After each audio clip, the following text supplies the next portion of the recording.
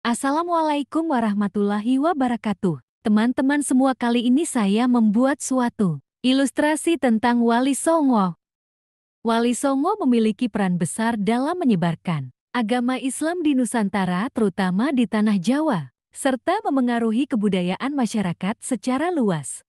Wali Songo mempunyai karomah, yaitu keistimewaan yang di luar nalar, yang dimiliki oleh para Wali Songo. Berikut ini adalah beberapa contoh karomah yang dimiliki oleh para wali.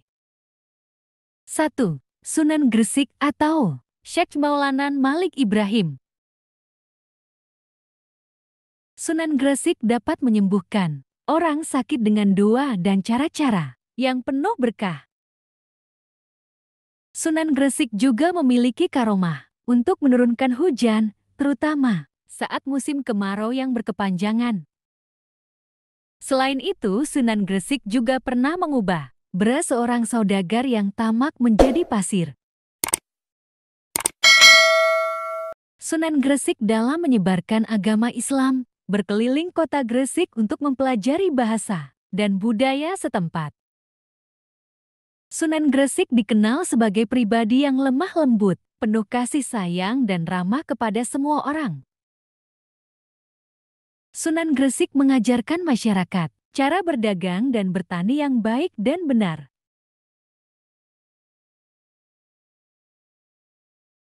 Sunan Gresik atau Maulana Malik Ibrahim dimakamkan di Desa Gapuro Sukolilo, Gresik. Banyak para penziarah yang datang, terutama pada hari Jumat atau bulan Syaban. 2. Sunan Ampal atau Raden Rahmat. Sunan Ampal mampu menyeberangi sungai dan danau tanpa basah sedikit pun. Sunan Ampal juga mempunyai karomah, bisa menghidupkan orang mati. Menurut cerita, beliau juga dapat mengubah batu menjadi ayam jago. Sunan Ampal memanfaatkan pertunjukan wayang, seni suara, dan seni ukir dalam penyebaran Islam. Sunan Ampal melakukan dakwah dengan metode pendekatan kepada masyarakat dan para tokoh atau ketua adat setempat. Sunan Ampal atau Raden Rahmat dimakamkan di Jalan Ampel Blumbang, Semampir, Surabaya. Para penziarah yang datang biasanya rombongan dari berbagai daerah dengan menggunakan bus maupun mobil pribadi. 3. Sunan Bonang atau Maulana Mahdum Ibrahim. Sunan Bonang mempunyai karomah, mampu mengubah sebuah buah aren menjadi bongkahan emas. Beliau juga pandai mencari sumber air di beberapa tempat yang mengalami kekeringan air. Sunan Bonang atau Maulana Mahdum Ibrahim dimakamkan di Tuban, Jawa Timur. Sunan Bonang juga menggunakan alat kesenian untuk menarik perhatian masyarakat, khususnya Bonang. Dengan pendekatan kultur budaya, Sunan Bonang berhasil memikat hati masyarakat setempat.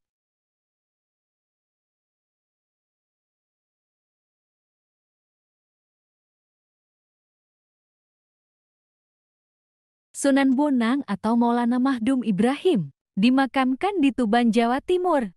Banyak para penziarah dari berbagai tempat datang ke Tuban untuk berziarah, terutama menjelang bulan Ramadan dan hari Jumat Kliwon. Mereka berbondong-bondong datang dari berbagai daerah hanya untuk berdoa. 4. Sunan Derajat atau Raden Syarifuddin.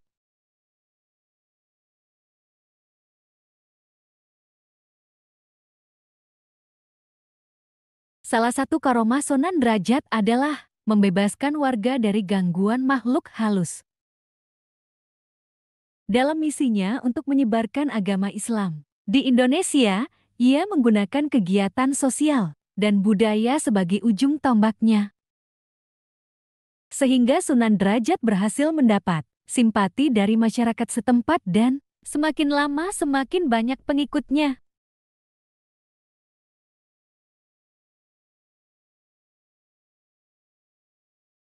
Sunan Derajat atau Raden Syarifuddin dimakamkan di daerah Lamongan. Tepatnya di Desa Derajat, Kecamatan Paciran, Jawa Timur, dan makam Sunan Derajat menjadi salah satu wisata religi.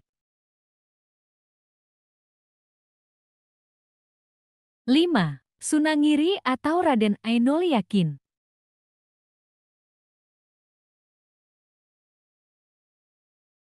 Karomah Sunan Giri konon dapat mengubah pasir menjadi kopi, emas, dan intan. Beliau juga dapat merubah batu menjadi gajah, yang kemudian dikenal dengan nama Sunan Giri Gajah. Sunan Giri juga bisa membuat nasi tidak habis dimakan oleh ratusan santri yang sedang membangun telaga pegat. Sunan Giri atau Raden Ainul Yakin dalam dakwahnya selalu menggunakan pendekatan budaya ke masyarakat. Sehingga Sunan Giri berhasil mengislamkan warga setempat dengan kalimat syahadat.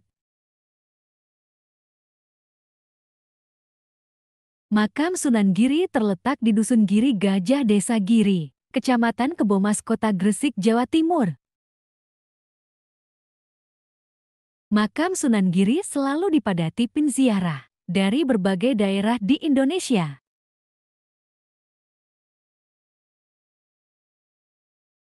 Enam. Sunan Kudus atau Ja'far Shiddiq. Sunan Kudus mempunyai keahlian khusus dalam ilmu fikih, tafsir, tauhid, dan hadits.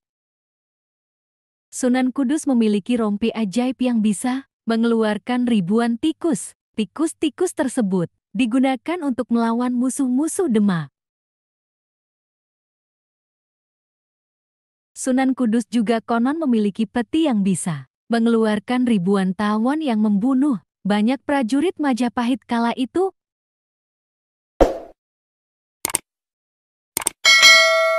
Sunan Kudus dalam menyampaikan syiar Islamnya tidak menggunakan paksaan namun dengan kelembutan, sehingga membuat masyarakat simpati dan mau menjadi pengikutnya yang setia. Lama-lama pengikutnya semakin banyak dan siap membela agama barunya. Sunan Kudus dimakamkan tepat di belakang Masjid Al-Aqsa Menara Kudus, sehingga Anda bisa menikmati keunikan masjid peninggalan Sunan Kudus tersebut. Berziarah ke tempat makam Sunan Kudus kita harus dalam keadaan suci dan niatkan hanya berdoa. Jangan minta sesuatu selain kepada Allah Subhanahu Ta'ala karena selain itu syirik. 7. Sunan Kalijaga atau Raden Syahid. Sunan Kalijaga adalah salah satu wali Songo yang fenomenal karena karomahnya yang luar biasa. Sunan Kalijaga atau Raden Syahid pernah bertempur melawan Nyi Roro Kidul. Dalam pertempuran berhasil dimenangkan oleh Sunan Kalijaga dan berhasil mengislamkan Nyi Roro Kidul. Sunan Kalijaga dapat mengubah tanah biasa menjadi emas dengan doa dan kekuatan spiritualnya. Sunan Kalijaga juga pernah mengubah beras milik kepala dusun yang kikir menjadi pasir. Beliau juga dapat menghilang dan berpindah dari satu tempat ke tempat lain dalam waktu sekejap.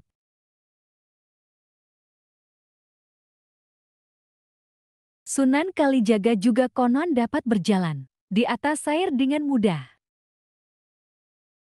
Karomah lainnya konon tongkat Sunan Kalijaga juga dapat memunculkan api abadi. Sunan Kalijaga menyebarkan agama Islam dengan pendekatan akulturasi budaya setempat, seperti melalui kesenian wayang kulit yang digemari masyarakat untuk berdakwah, dan juga dengan tembang nasihat dan gamelan dalam menyampaikan dakwahnya kepada masyarakat.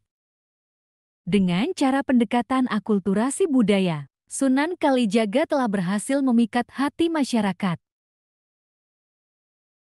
Sunan Kalijaga atau Raden Syahid dimakamkan di Kadilangu, Kabupaten Demak, Jawa Tengah. Berziaran ke makam Wali Songo tak afdol. Rasanya kalau tak berkunjung ke makam Sunan Kalijaga.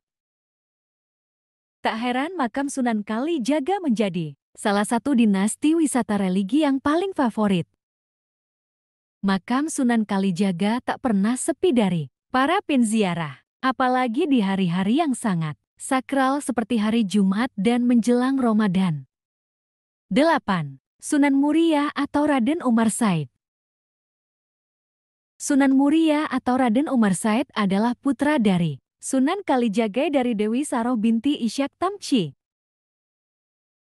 Salah satu karomah Sunan Muria adalah pelana kuda yang digunakan untuk meminta hujan saat terjadi kekeringan. Pelana kuda Sunan Muria dianggap sebagai simbol keberkahan dan benda bersejarah. Peninggalan benda dari Sunan Muria salah satunya adalah alat musik gamelan dan wayang kulit. Sunan Muria dalam dakwahnya mengadakan kursus gratis seperti membatik, menganyam, dan memahat serta mengukir kayu. Beliau juga melaksanakan dakwahnya dengan lembah lembut sehingga dapat memikat hati warga. Sunan Muria berdakwah dengan cara yang halus. Cara tersebut digunakannya dalam menyiarkan Islam di sekitar Gunung Muria. Beliau sangat sakti dan kuat karena bersama murid-muridnya dalam dakwahnya selalu naik gunung. Makam Sunan Muria berada di puncak Gunung Muria, tepatnya di Desa Kale, Kecamatan Do, dan selalu ramai oleh para peziarah dari berbagai pelosok daerah. Makam Sunan Muria selalu ramai dikunjungi rombongan para peziarah dengan kendaraan bus maupun kendaraan pribadi lainnya. Mereka datang untuk berdoa serta mengharapkan berkah dan sebagai sarana untuk mendekatkan diri kepada Allah dan mengharapkan ridho-Nya. 9. Sunan Gunung Jati atau Syarif Hidayatullah. Sunan Gunung Jati menggunakan berbagai metode untuk menyebarkan Islam yang dikunjunginya. Di antaranya dengan wayang, gamelan, barong, tari topeng, dan ronggeng untuk mengajarkan Islam. Karomah Sunan Gunung Jati mampu membuat orang yang hendak menyerangnya lumpuh seketika. Hal itu pernah dirasakan oleh pasukan Pajajaran ketika hendak menyerang Sunan Gunung Jati. Sunan Gunung Jati selain menguasai beberapa bahasa, beliau juga dapat mengobati tumor tanpa operasi. Dan Sunan Gunung Jati juga bisa mengubah pohon menjadi emas yang dikehendakinya. Sunan Gunung Jati dalam menyebarkan agama Islam menggunakan pendekatan terhadap tokoh masyarakat. Beliau juga memadukan budaya dan kesenian dalam dakwahnya dan mengajarkan masyarakat untuk bercocok tanam dan berdagang. Sehingga lambat laun beliau semakin banyak pengikutnya untuk belajar agama dan cara berdagang ala Rasul. Sunan Gunung Jati dimakamkan di Kompleks Makam Astana Gunung Jati yang terletak di Desa Astana, Kecamatan Cirebon Utara, Kabupaten Cirebon.